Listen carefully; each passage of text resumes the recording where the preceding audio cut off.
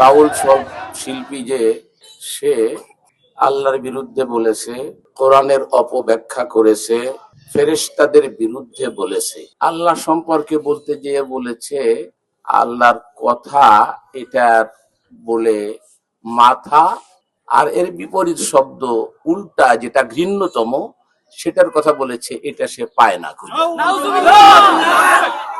এক মুখে দুই কথা যেই লোক বলে, তো সেটা কি মুখ? সেটা মুখ হয় কেমনে? সেটা মুখ নাকি বিপরীত শব্দ আর একটা বলছে আর কি, সেটা কি মুখ নাকি সেটা? কার সম্পর্কে? আমার আল্লাহর সম্পর্কে বলেছে। তো আমার আল্লাহকে দিয়ে এভাবে বিদ্রোহ করতে পারে, এরপরে কোন ইমানদারের রক্তে মানে নাকি? এটা এটা কি কলজে সয়? এটা কি আগুন জ্বলে গেছে না?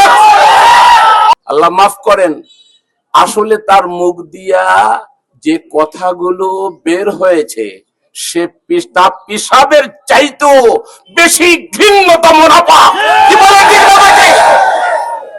এটা সাধারণ কুফরও নয়, বরং সাব্বুল্লাহ কুফরুন আকবার ইখরিজুহু মিন মিল্লাতিল ইসলাম ওয়া হুয়া মিন আকবারিল কাবায়ের ওয়া ক্বাদ ইত্তাফাকা আলাইহি জুমহুরুল উলামা।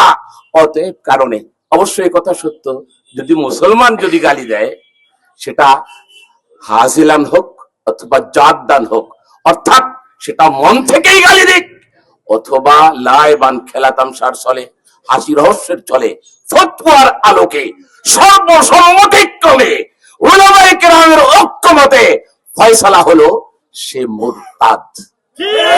আর মুরতাদের ফয়সালা শরীয়তে তাকে কতল করে দাও। আমরা সরকারকে বলবো কোনো কথা নাই, আমাদের আর কোনো দাবিও নাই, দোয়াও নাই, একটাই মাত্র দাবি, অনতি বিলম্বে এই মুরতাদকে জনসমক্ষে হাজির করে সমস্ত মানুষের সামনে খোঁজ করতে হবে, কতল করতে হবে, শিরশ্ছেদ করতে হবে। আর না হলে আন্দোলন থামবে না, থামবে না, থামবে না।